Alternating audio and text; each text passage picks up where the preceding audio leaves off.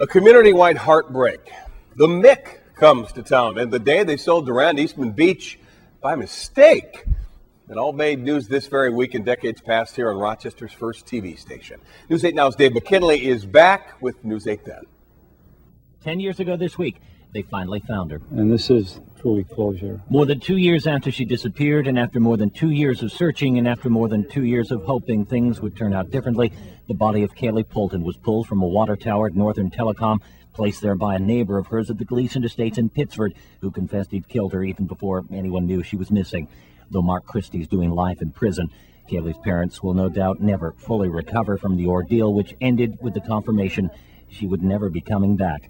This week in 1996. 20 years ago this week, this former starting quarterback for the Buffalo Bills was trying to make a new start for himself in Green Bay. This week's News 8 Then pop quiz, you know who this is. Remember, this was back when future NBA All-Star Christian Laettner was hooping it up for the Western Scholastic team at the Empire State Games. When the Penguin Ron Say was playing for the Cubs, and when about skateboarding, it could still be safely said without fear of mockery. Skateboarding was really, really rad. This week in 1986. 30 years ago this week, as the Cape Crusader himself paid a visit to sick kids at Strong Hospital, another hero of a different stripe was also in town.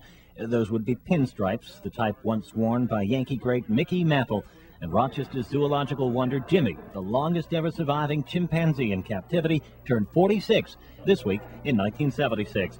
40 years ago this week, one of the greatest government gaffes of all time locally occurred when Durand Eastman Beach was inadvertently sold. Once privately owned, it had been donated for public use years before, but was mistakenly left on the tax rolls. And when no one ever paid the taxes, it went into arrears, and only one person, a Kodak worker named Walter Carnahan, realized just what was only listed as Parcel 3 at a foreclosure auction really was.